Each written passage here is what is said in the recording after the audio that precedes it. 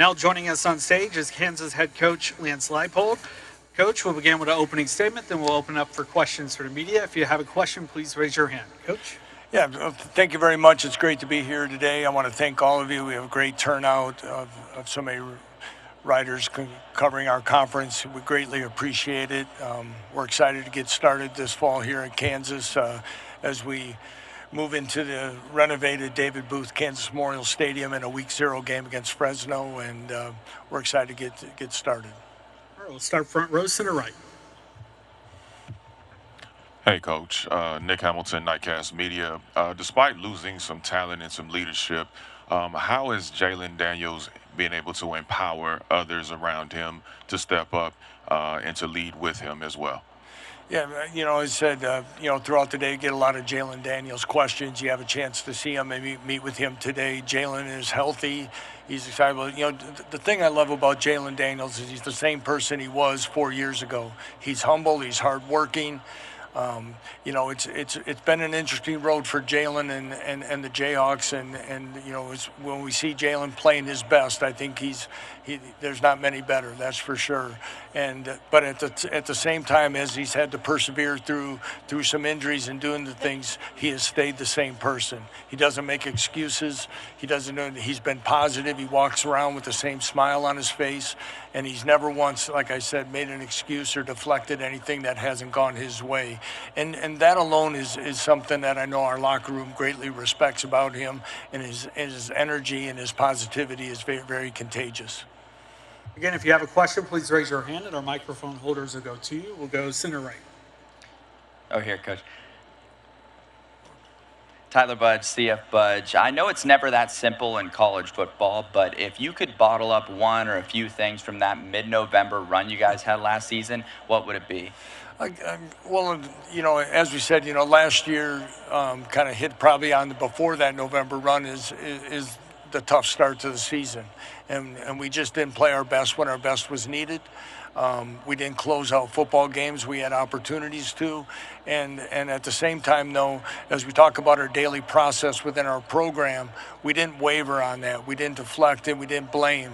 We continued to work hard. And again, our locker room did a great job. Our leaders did a great job of sticking together and working hard. And I think we found out that, once we were able to turn the corner and flip the switch, so to speak, our confidence grew and we became the team that we thought we could have been all the way. We'll go to sixth row, center left.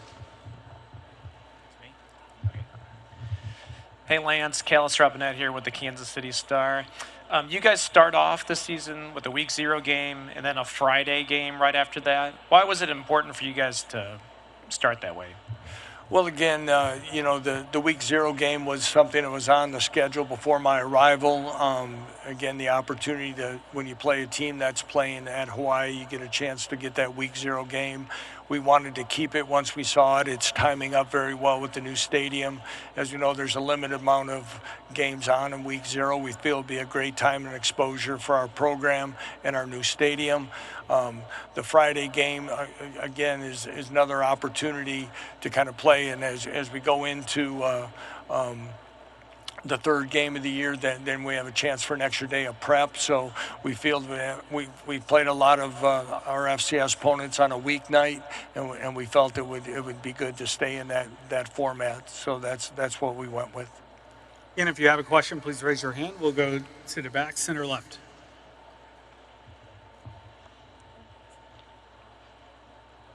Coach Alyssa Cooper with the Fort Worth Star-Telegram. So how do you approach building out the long-term plans for your program amidst the changes in the Big 12? Well, again, as we continue to build our program is one that we want to continue building consistency. One of the things that has kind of come up, through a national media writer is that in the last 2 seasons of portal changes is that we've had the fewest scholarship players enter the portal at Kansas, and for us, roster retention has been a big factor for us, important ingredient since our arrival, because to be quite honest, there was a lot of attrition before we arrived, and be able to keep that, that's going to be part of it. In the new rev share model, we want to be competitive again in obtaining players. We still want to be able to develop players through high school ranks, as most of us do, and of course then supplement with players through the transfer portal.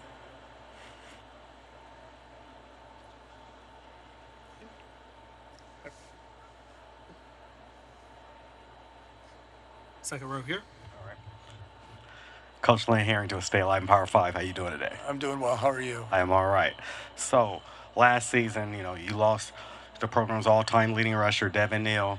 Can you say how the running back room is holding up, like with players like Daniel Highshaw, and if it's going to be one running back getting the bulk of the carries, or it's going to be a running back by committee approach? Well, first of all, Devin Neal was a special player for the University of Kansas, not just on the field but off. Being a Lawrence native, as we know, the impact of him staying in town to get his education and play his college football was special. And of course, the type of person he was, and as he moves on to the New Orleans Saints, we wish him nothing but the best.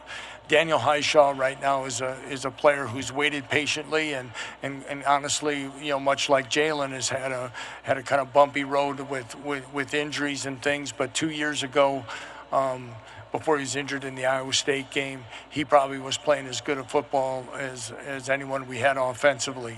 He's got a great combination of speed and power. He's a physical back. He has good hands. He's good in pass protection. LaShawn Williams was a young man we picked up in the portal from the University of Iowa, led Iowa in recruiting 2 years ago.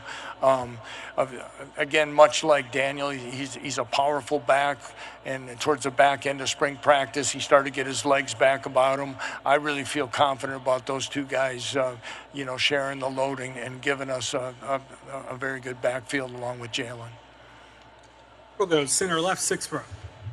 Yeah, Barry Trammell, Tulsa World. Yesterday, Kalani Sitake suggested a schedule with play 3 non-conference games against a team from each of the other 3 power conferences. Any chance we can get you on board with that? It's an interesting concept. I think scheduling is becoming a big topic as we transition into this playoff model that we've been going with now. I just think whatever it is, Barry, that it's more similar. We're playing the same amount of conference games, and if it's all powered conference schools, again, because there's always going to be, I think we all know we're always going to compare who played who. And with the conferences being as large as they are now, we're not even going to play everybody in our conference like we used to a few years back. I think whatever gives us a better comparison, the better off we're going to be in this new world of playoff football. Okay, center right. Oliver Hayes, 24/7 Sports. I was wondering if you could speak on the offensive coordinator, Jim Zabrowski, after the debacle last season and having to weather in the storm after a rough start.